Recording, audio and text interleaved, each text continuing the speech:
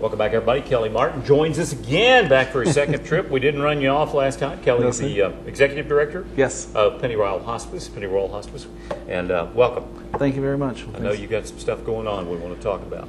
We've got a few things going on. We're getting ready to start a new volunteer program at Pennyroyal Hospice, which will mean we have more room for new volunteers. And this one's a little different. This one takes on a little bit of a different structure because for some folks, going into the home and actually visiting patients and that sort of thing is a little bit out of their comfort zone. Right. This will be a program where we will make phone calls once a week on a Thursday to every one of our patients to make sure that they are prepared and ready as the weekend approaches. Are there any needs? Are there any medications we need to renew? Is there anything at all that they feel uncomfortable about? And then those needs will be relayed to the team managers, and then they will be, or the case managers, and they'll be able to go out and make sure that everything's in order. So, and you call this the tuck-in program? The tuck-in program, yeah. It's, you know, as you approach the weekend without a full-blown group of staff throughout a weekend, we have an on-call nurse who does a wonderful job, but anything we can do to head off some of the difficulties that might come would just be beneficial, and volunteers to do that is awesome.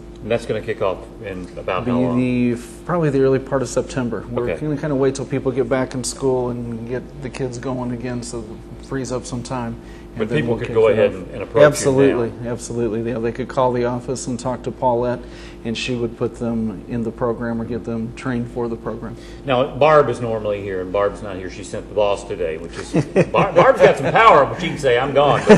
But Kelly, I know she wanted us to talk about some of the myths of hospice, and you know more about that than I do. Well, we've run into a lot of things, and I have not only here in Hopkinsville, but in Tallahassee before coming here, that people somehow get in their mind that you have to pay to come into hospice. Right.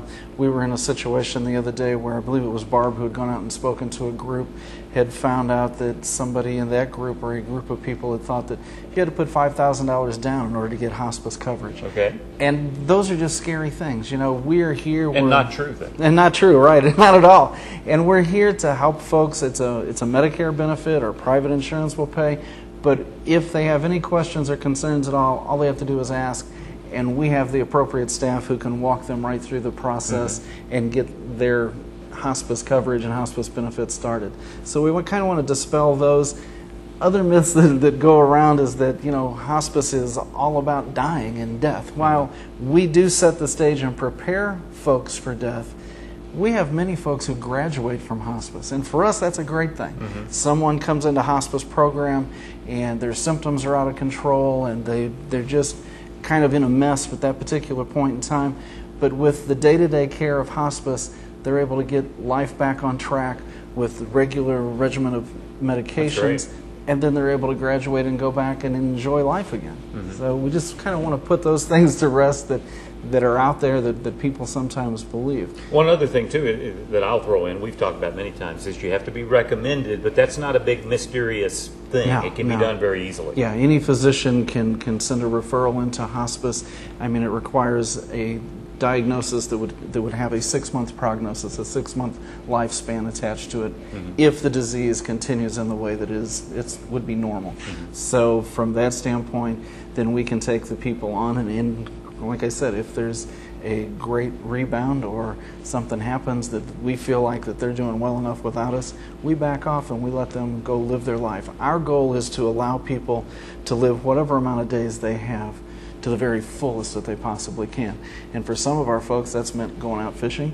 Right. For some, we've had some who want to get on the tractor and do another round of bush hogging, and that's okay as long as they're healthy enough to do it. We're fine with that. And before we go, we want to set the date because it's getting closer, folks. Taste of the Pennyroyal, which you have not experienced yet. No, this will be my first round, and I'm excited. He's in for a treat. When is it? September the 16th will be the taste, and from what I understand, a $15 ticket will get you in the door, and you can experience all the wonderful food of our area. It is so good. It's incredible. Yeah, and so many. I mean, and I always say this, so many desserts. Yes. Oh, it's just unbelievable. That's coming up September 16th. What's your website? Our website is, pennyroyalhospice.com. Sorry, caught me off guard. And if somebody who do they talk to if they want to volunteer and all that? They would talk to Paulette in the office. It's 885-6428. Okay, Kelly Martin, who is the Executive Director of Hospice, and talk to him too. He'll be glad to talk Yes, to you. yes, Thanks I for will. being with us. Thank you. I appreciate your time. We'll be right back.